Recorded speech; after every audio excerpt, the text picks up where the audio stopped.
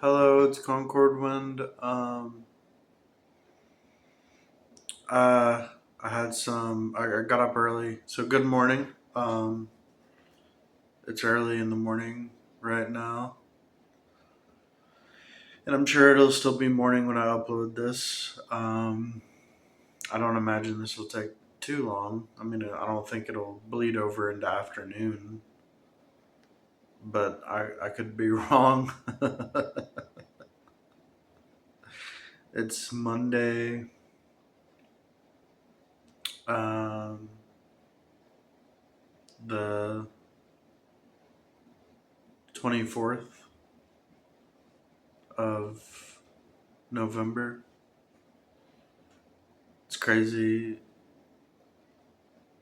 It's so cliche, but it is crazy how time flies by so fast. Like, no matter how cliche it is to say that, like, I know everybody's heard it a million times and is sick of hearing it, but I mean, I'm sick of hearing it. I'm sick of hearing people talk about how time flies by so fast or whatever. Like, I'm sick of hearing it, but at the same time, there's a surreal element to it because it seems like you know we'll just start the timeline from the beginning of the month. The beginning of the month, I get paid. I'm able to get groceries. I'm able to pay my bills. I'm able to sometimes I send some money to friends and family who are struggling. Sometimes I buy gifts for friends and family for birthdays or Christmas, and sometimes I get some things for myself. Um,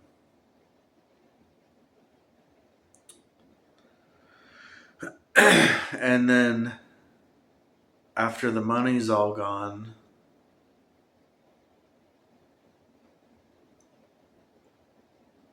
I enjoy the things I have. And while I'm enjoying the things I have and the things I got, like with the money I made in the first part of the month or whatever, like I just, you know, um, wait until the 14th when I get my food stamps. And it seems like that for like from the beginning of the month to the 14th of the month, that chunk of time goes by so fast. And then after the 14th, time kind of slows down a little bit because after the 14th, like, only being able to spend food stamps on food isn't as satisfying as the money I get at the beginning of the month when I'm able to get like things other than food.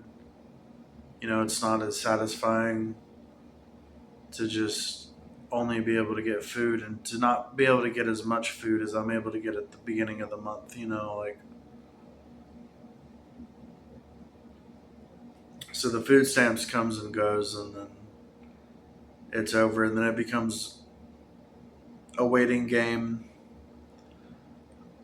for the next month. And this period of time seems to go by really slow. But like what's crazy is that it's already the 24th and so it's been 10 days since the 14th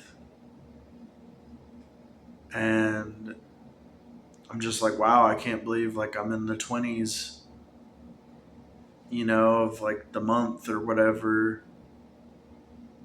Um it's pretty mind blowing in a way. It's kind of surreal because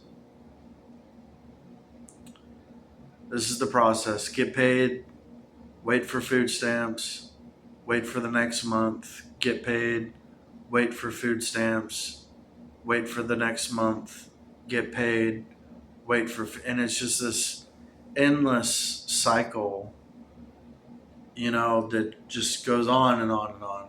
And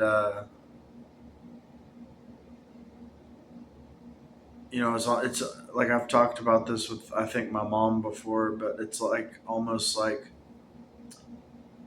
how people say I'll take it day by day, but it's more like I'm living by months instead of days. Um,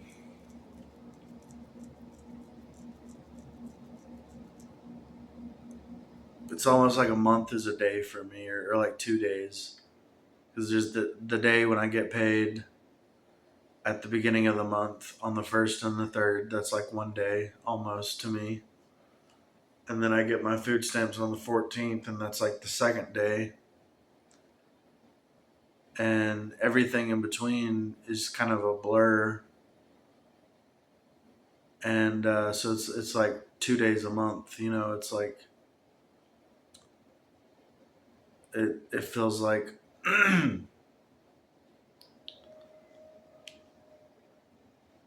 which is really weird, especially coming from me, because I'm not like,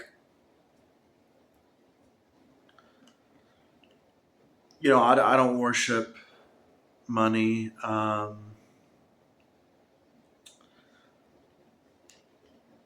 Part of the reason why I'm on disability is that I lack the motivation to put in effort for money. Money just doesn't seem important enough. Like, because like I've been kind of spoiled in a way. I mean, my life has been really hard in a lot of ways, but and on the other hand, it's like, I have been kind of spoiled my whole life, because anytime I haven't been able to earn money, there's always been people to take care of me, whether it was, my ex-wife or my parents. Well, one of my ex-wives, like every one of my ex-wives took care of me pretty much, except for like some of the more recent ones. Um, and like always had a place to stay pretty much. I mean, I've only been homeless like once, and when I was homeless, I had money, so I was like, I was able to buy a blow up mattress and get set up in the woods, and I was across the street from a Walmart. And I was able to go to the Walmart and get food and bring it back to the woods and eat it, and it was like, wasn't a big deal. And yeah, so like I've always been taken care of, so I've never felt the need. I've never felt that desperation to like work a job for money. I've never felt that, because I've always felt like that. I've always had people to fall back on to take care of me, and then once I got on disability, like I felt like I had the disability to fall back on. I didn't need to work anymore, and so yeah, it's just always been that way. Like it's almost like I never really gained my independence. It's like I skipped that juncture of life, and just went straight into marriage and then procreation. And so it's like I, because I do have a daughter, that's the procreation part. And Although she doesn't live with me, she lives in West Virginia. And I've only seen her, I only saw her like when she was an itty bitty baby, and then I saw her um, when she was like 2 or 3. She doesn't remember me, and and that it's whatever. But anyways, yeah. So it's like I skipped the independent juncture of life. Like I don't really know. I don't have a lot of experience. I have a little bit of experience, but like even when I had my own apartment and was working to pay the bills, like I didn't earn enough when I was working to pay my bills. I had to rely on my second ex-wife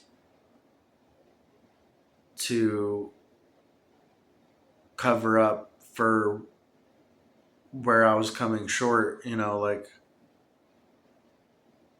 or falling short or whatever the right word would be for that. Like I was just coming up short when I would try to pay my bills, like when I was earning money, and she had enough money to cover my bills without me having to work. So like I didn't feel like the desperation or like the importance of keeping my job, like so I was like, I made probably around, oh, I don't know, maybe $600 a month, making $10 an hour and working 40 hours a week. And the reason it wasn't like $1,000 a month like it should have been is because child support was being taken out of my checks. And my second ex-wife, who I was with at the time, she was like making over $2,000 a month, and she was living with her parents, so she didn't have any bills of her own. So she could have like very easily paid all my bills and still had money left over for herself, like, and food was being donated to me at that time too. And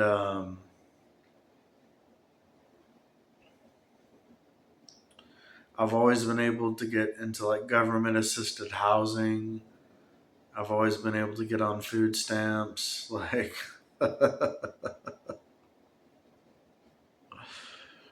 I just have never felt the importance of keeping a job. I mean, maybe I did a little bit with my second ex-wife. Maybe I felt the importance a little bit, but it obviously it wasn't enough because here I am on disability. I wasn't able to keep any of those jobs, and I've had over 20 plus jobs, I either get fired or like laid off, which I don't know what the difference between being laid off and fired is. Like, it's kind of the same thing, I guess. But it was either that or I quit. And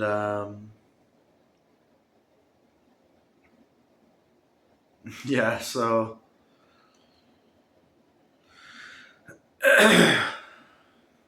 I don't remember what the point of this was. Like, why did I just say all that? I guess I'm just sharing about my life and like how I lost my independence. But anyways, having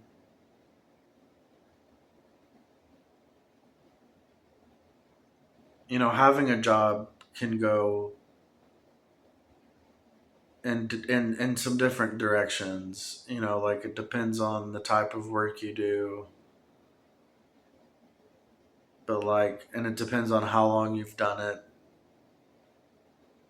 But like a job can make time go by faster. It can make time go by slower. And for me, time goes by pretty fast. I mean, like I said, it does slow down after the 14th, but even with the slowdown after the 14th, it's still pretty fast. But the only reason I think it slows down is I think the amount of time from the 14th to the end of the month is longer, which doesn't make sense to me because 15 is half of 30. Months have an average of about 30 days. And so, like, I really cannot comprehend why time slows down after the 14th. It's really weird. It's very bizarre. Like, um, yeah, because it should just be like 16 days from the 14th to the end of the month. It's been 10 days, so, it's the 24th. So I don't know how many days are in this month, so we'll just count to 30. You know, uh, 25, 26, 27, 28, 29, 30. So that that's 16 days. Yeah. So I don't know why the first part of the month goes by so quickly. I guess maybe because like, which this doesn't really make sense either, but like waiting for packages that I've ordered online to arrive at the beginning of the month, like waiting for those to arrive, like maybe that makes time go by faster, but you would think like waiting on something to show up would make time go by slower. So I don't really get that. It's just weird. I don't really understand how the flow of time works. But, I just accept it all as, God's grace and God's trials. God's grace is bestowed upon me at the beginning of the month and in the middle of the month, and in between is the trials of like having nothing. It's not having nothing. I mean, I have plenty, but having no money basically. Like because in between the beginning of the month and the middle of the month, like that time in between, like I usually don't have any money or food stamps or anything. Like I'm not able to go out and spend anything on anything. You know what I mean? Like, so like, yeah. So I just consider that like trials, and that's how I approach it. And I just endure that suffering. Like I was telling Maria, she was asking me, what do you do like when you feel unmotivated or depressed or whatever? And I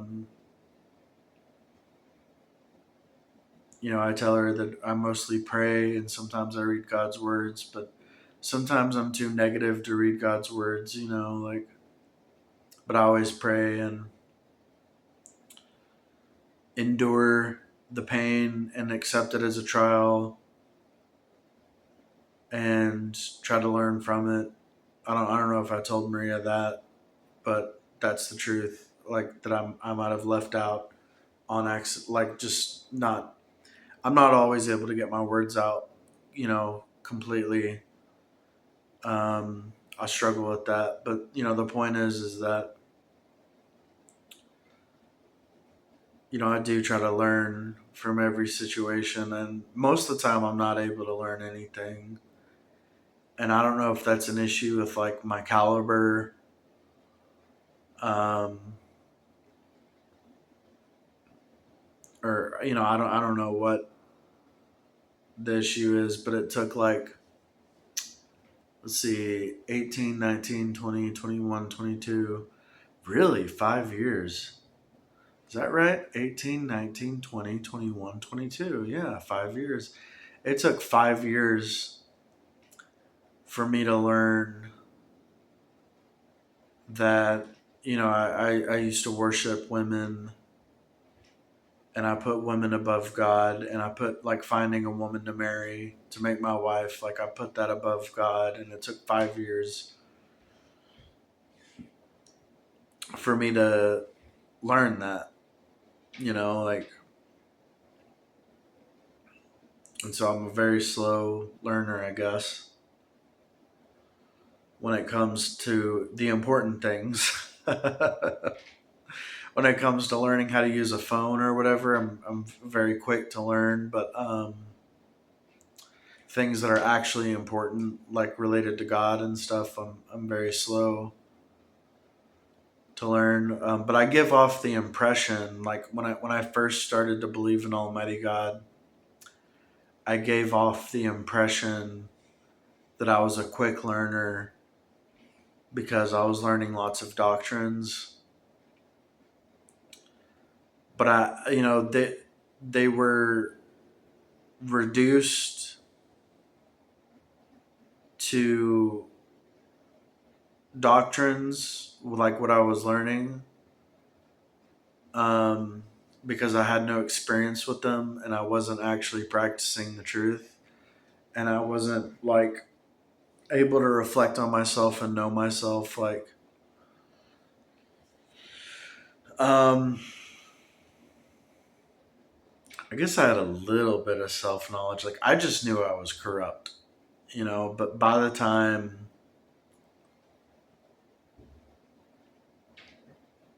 like mid to late 2018, like early 2019, by the time, I guess probably 2019 rolled around, I thought I was perfect,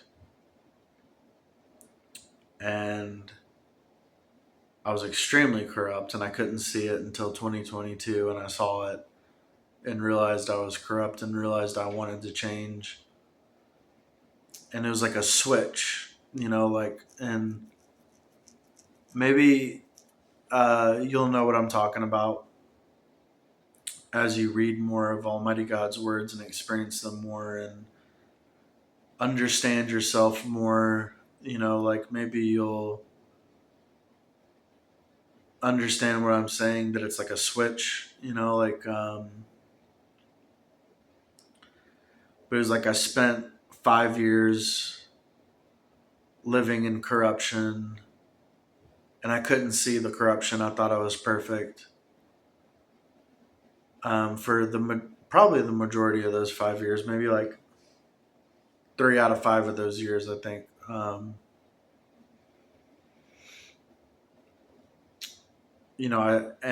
couldn't see the corruption, and once I saw the corruption, um, it was like a switch. Like I immediately, like it happened overnight. Like I immediately started putting the truth into practice. Like that's how it worked for me. Like from what I've read, that doesn't seem to be how it works for other people. I don't think, or maybe it does. I don't know. It's hard to understand other people's experiences because people don't, like when I read other people's testimonies and stuff from the church. They don't give like a definite timeline, you know, so it's hard to know exactly when everything took place. But for me, it seemed to be kind of overnight. I mean, sure, there was the 5 years where I wasn't able to know myself, but like once I knew myself, once I was able to reflect on myself, changes started to happen immediately. It was like overnight, it was like flipping a switch. It was like, oh, I see that I'm dishonest, for example. I see that I lie. I tell people I'm in the Marines, or I used to be in the Marines, and tell people that I'm a professional MMA fighter, and I just lie about everything. Well, I guess not everything, but I lied about everything, a lot of things. I mean, um, and I realized that and was like, wow, I'm gonna start putting effort into being an honest person because I see how deceitful I am, and I want to be honest, and so I started putting effort into becoming an honest person, and I had a lot of practice with being honest, and it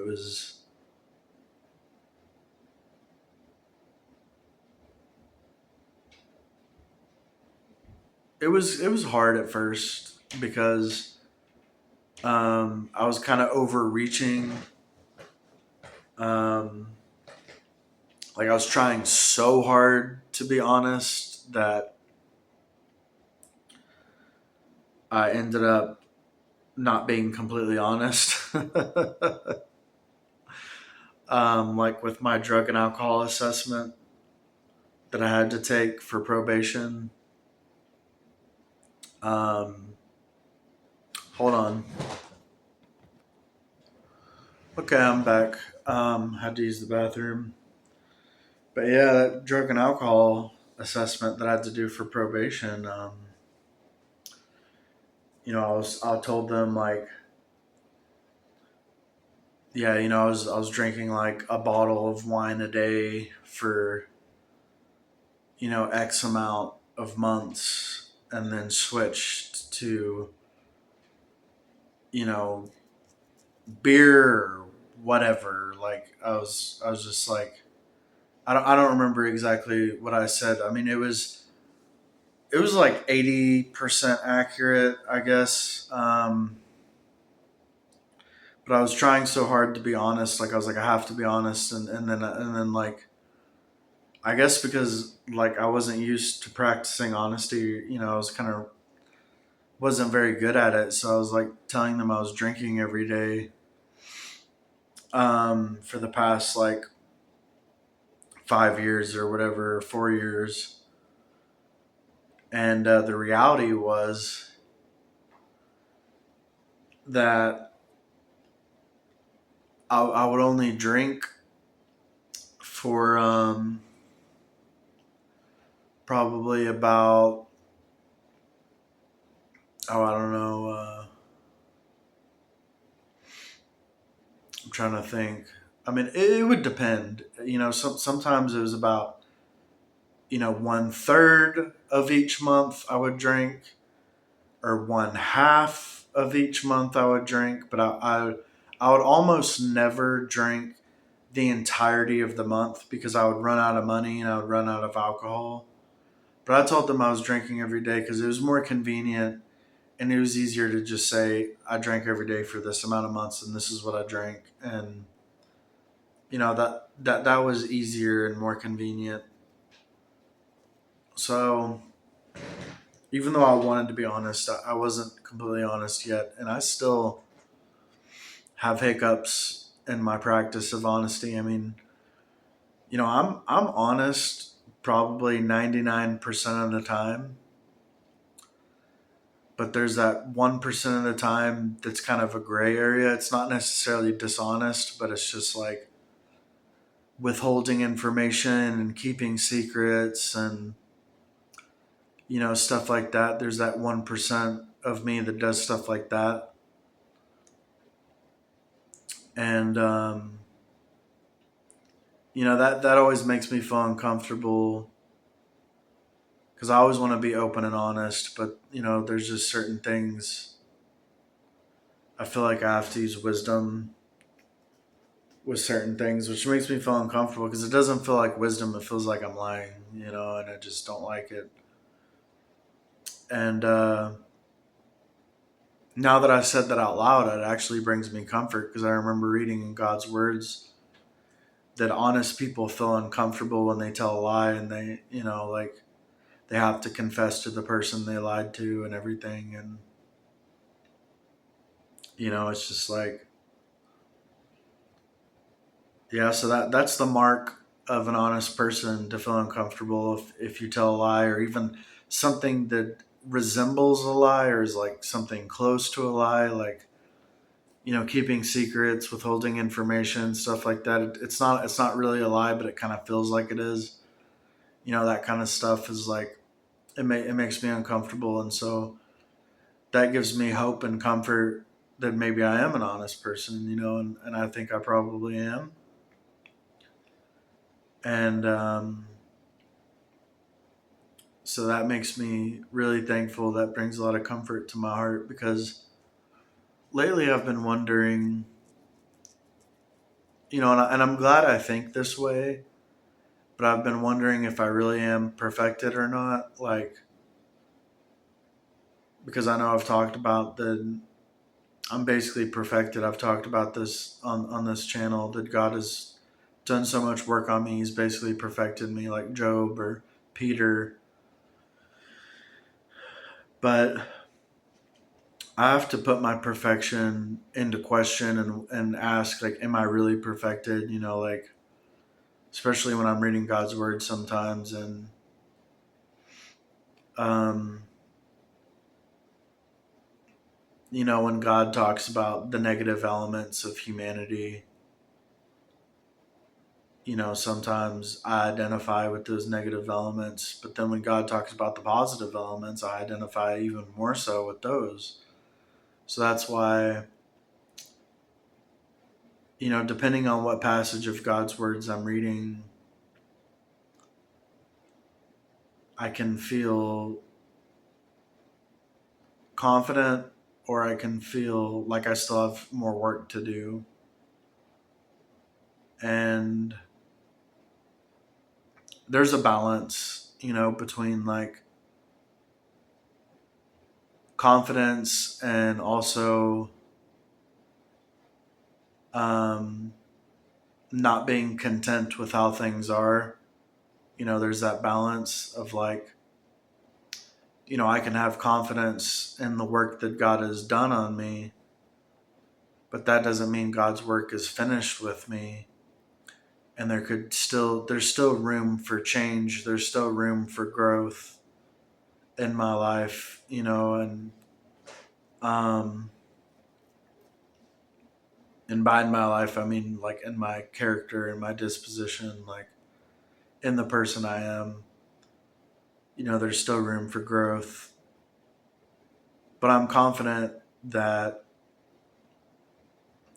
even with room to grow, I've already reached the point where I feel I've gained salvation, and I'm not like 100% sure that I've gained salvation, but I'm pretty sure, because, I love God with all my heart. And that's like the biggest thing with salvation, is that you love God. That's why Jesus said that's the first and greatest commandment. So if you don't love God, you're definitely not saved. But, I have to put my salvation into question, because I've been kind of distant from God, and I've been like, how much do I really love God? Because I spend so much time watching internet videos and watching anime, and I only do that because, like, there's not enough content from the church to watch all the time. And I've already read basically all of God's words, other than the words that haven't been released yet. And all the words that pertain to me, like all the words that I can relate to, I've read those. And the words that like I can't relate to, because they're about like the ordination and arrangements of the church, which I'm not a part of the church, so I don't relate to words in relation to the ordination and arrangements of the church. Like, I don't relate to those words as much, so I haven't read as much of those. And of course, I'm talking about like volume 5, the responsibilities of leaders and workers. And then volume 4, Exposing Antichrist, like I've read enough of that book to identify myself as like not an antichrist. Like, so like I'm more concerned with, I'm more interested in learning about myself than learning about others. So I'm not as interested in volume 4, Exposing Antichrist. Like, I'm not as interested in that book, so I haven't read as much of that. I've still read quite a bit of it, but I haven't read all of it because I'm not really interested in like discerning other people. I just want to discern myself. I just want to be able to identify myself and evaluate myself, and learn what kind of person am I, what kind of person was I, what kind of person have I become. You know, I'm kind of selfish in that regard, that I just kind of, I care more about myself and my own salvation than I do about other people and other people's salvation. Although I still care about other people's salvation, because obviously I'm doing these videos to help lead people onto the path of salvation. So obviously I care about other people's salvation. But my own personal salvation is priority, like above everyone else. Um, and I'm selfish in that way, and that's a form of selfishness that doesn't really change in people. That amount of selfishness is allotted by God and permitted by God, because God created humans to be a little selfish. Like,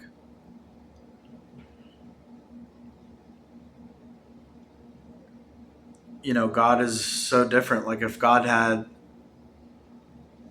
was going hungry, and you are hungry, God would give you his last bit of food to feed you, even if he was going hungry, right? Um, if the work permitted it, like if there was more important work than just giving you a meal, he would do that instead. But, like, you get what I'm saying. Like, God is selfless. And humans are not, like, intrinsically, I don't even know if that's the right word. Inherently is probably a better word. Like, humans are not inherently equipped with the faculties for selflessness. Like, God didn't design humans to have selflessness. Now, you can have a selfless love for God in a way, like, because a selfless love for God still permits the selfishness of self preservation and making your own salvation a priority. Like, God permits all of that.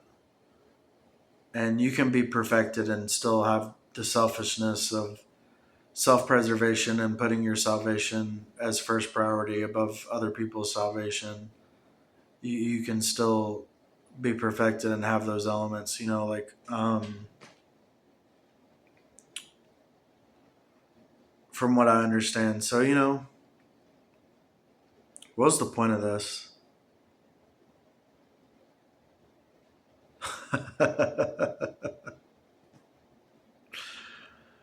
I guess I haven't really known what to read or talk about on this channel since my viewer count has dropped. Um, but I've noticed, like, it's starting to kind of pick up again a little bit, like, but only a little bit. Like 2 or 3 people are starting to watch my videos now. And so I just decided to, like, this morning, I drank some coffee Actually, cappuccinos, but whatever. And then I did my devotionals, and then I just pressed record on the camera.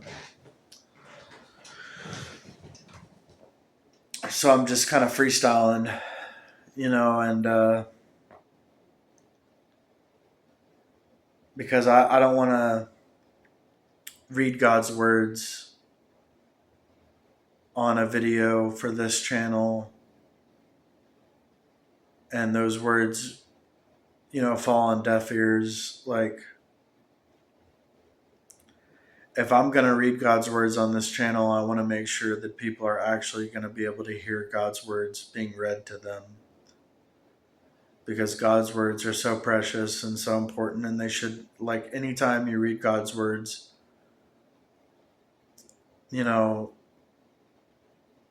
especially if you're doing it to, like, spread the gospel, there should always be an audience, there should always be listeners. It just feels blasphemous to read God's words with no one listening. It just feels wrong. And that's why I haven't read God's words in this video, because I don't know if this video is going to get any views. Although I'm tempted to open up this book of God's words I'm looking at right now. I'm tempted to open it up and read it. But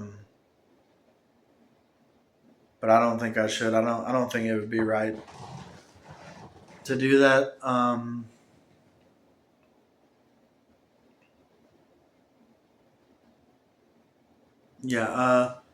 might end the video here. I'm gonna pause it, make another cappuccino, and then after I'm done drinking it, I'll unpause the video, see if I have anything more to say. And if of course, if I have more to say, I'll say it.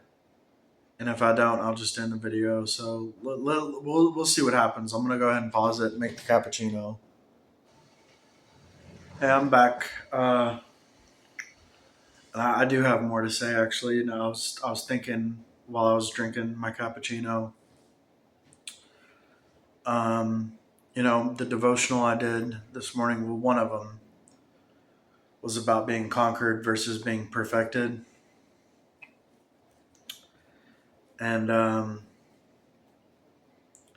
being conquered is not the final goal.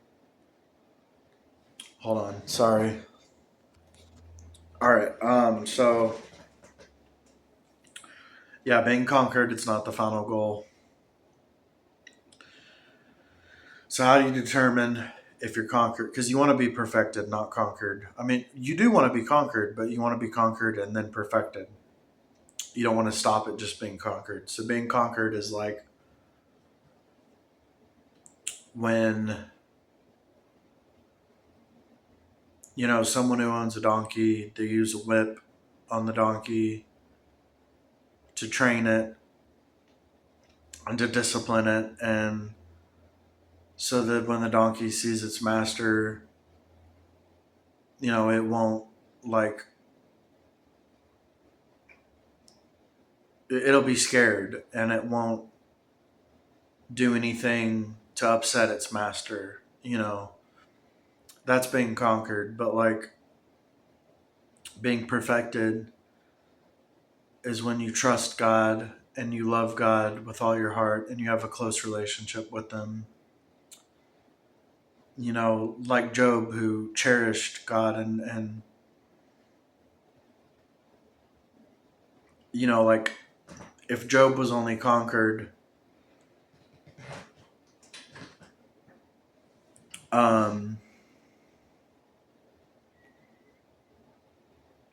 then he would be like, well, I'll tell you what it'd be easier to say what he wouldn't do than to say what he would do. What he wouldn't do is he wouldn't put God's feelings first. Like when he was suffering from, you know, sore bulls all over his body. And when he was in extreme pain, he cursed the day of his birth because he knew that he was causing God pain by being in pain himself. And so he hated himself for causing God pain, and he thought it would be better to die than to cause God pain. So he cursed his day of birth. He wouldn't have done that if he was only conquered. Because when you're conquered, you don't put God's feelings first. You just are scared of God. You don't love God, you're just scared of God. And Job loved God. So he was perfected. And I know a lot of Christians think they love God,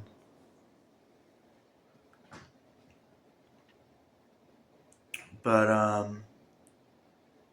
if you loved him, you would put him first in every element of your life. You would just constantly want his will to be done.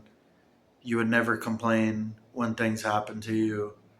And even if you did complain like once or twice, like you would realize that that complaint was unwarranted and that God had your best interest in mind when he arranged for something bad to happen to you.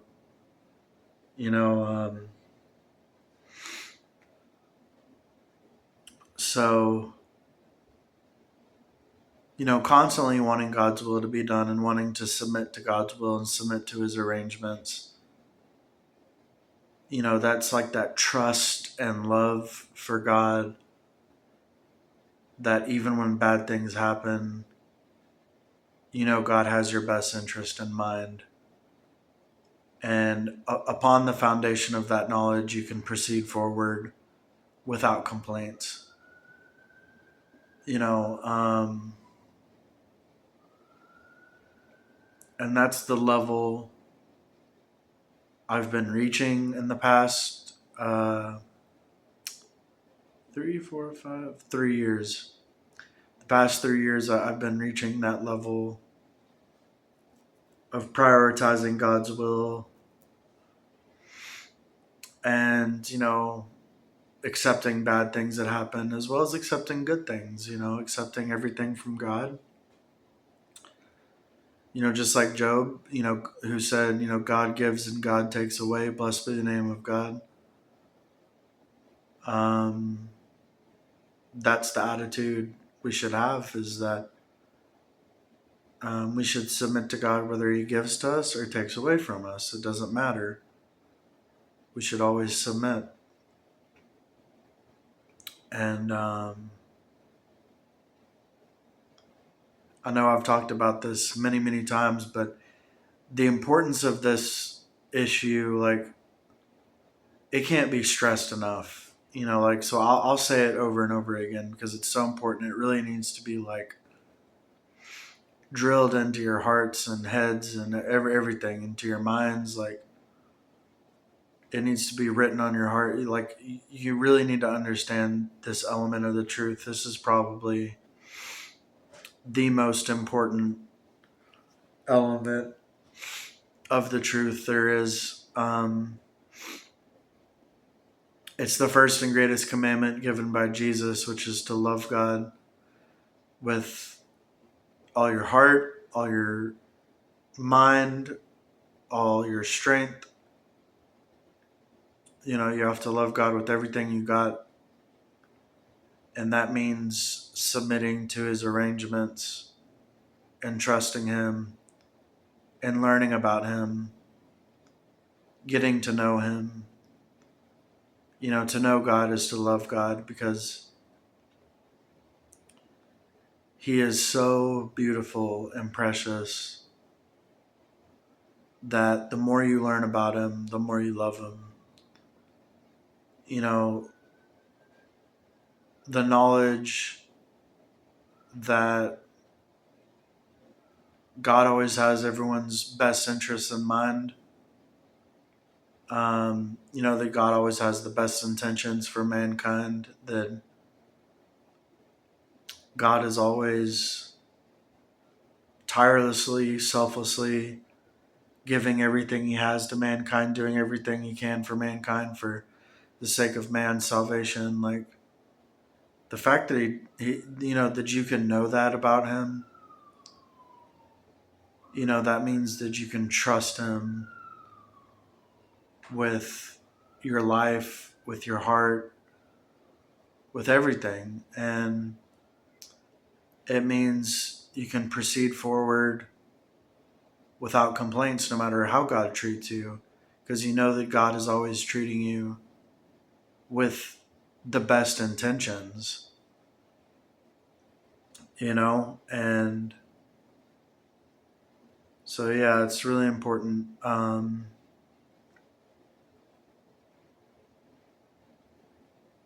Loving God is a lifelong lesson.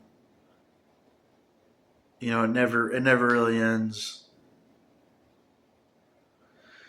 because even after you die, like if you reincarnate, maybe your soul retains some knowledge of loving God, and you go forth into the world as a new person to learn more about loving God, and the knowledge you retain in your spirit doesn't necessarily translate over to your mind and to your heart.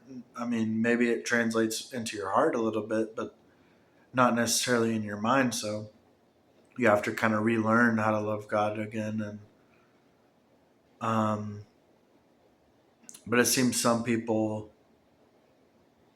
some people, it's easier to love God than for other people, and I think that might have something to do with reincarnation. Like in a previous life, they loved God, so it's easier for them to love God in the next life.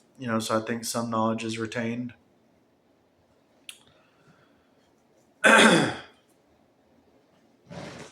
um, yeah, so I guess that's it. I guess that's all I have to talk about this morning. Um, I wish I could say more, but I've reached my limit at this point. I've run out of things to talk about, but this has gone on for almost an hour, 52 minutes. So this has been a good talk, a good fellowship, I think, and